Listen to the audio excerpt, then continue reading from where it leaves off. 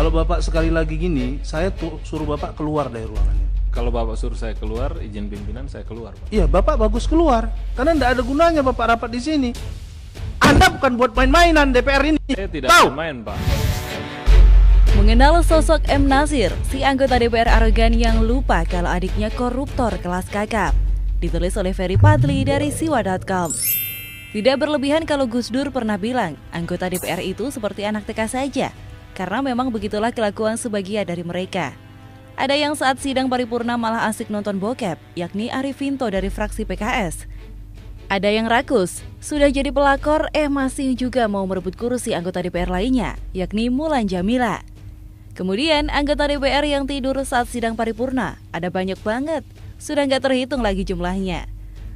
Sampai-sampai musisi yang terkenal dengan lirik lagunya yang tajam mengkritik pemerintah, Iwan Fals menciptakan lagu khusus berjudul Wakil Rakyat untuk menyindir mereka yang doyan bobo saat sidang tersebut.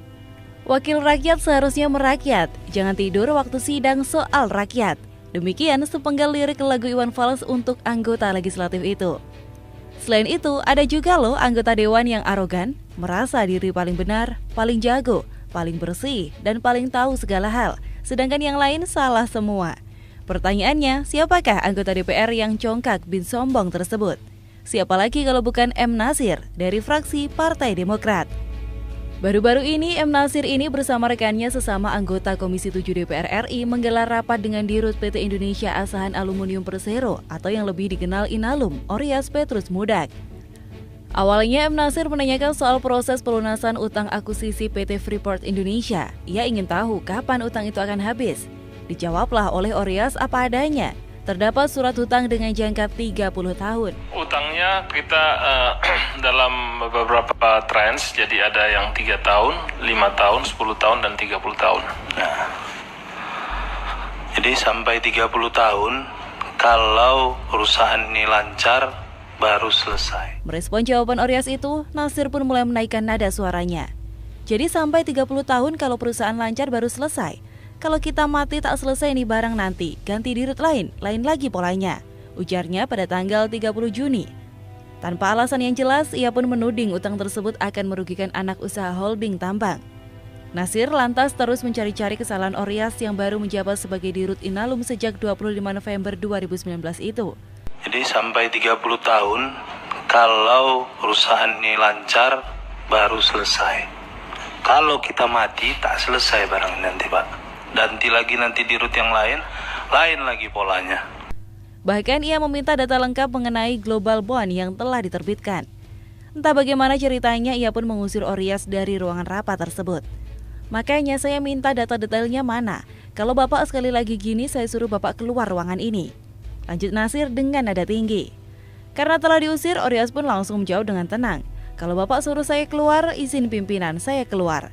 Makin panaslah si Nasir ini yang tanpa dia sadari emosinya telah diaduk-aduk oleh Orias tersebut. Doi pun langsung membentak sambil menggebrak meja dan mengatakan, Bapak bagus keluar, karena nggak ada gunanya Bapak rapat di sini. Anda bukan main-main dengan DPR ini. Ujarnya dengan nada lebih tinggi lagi.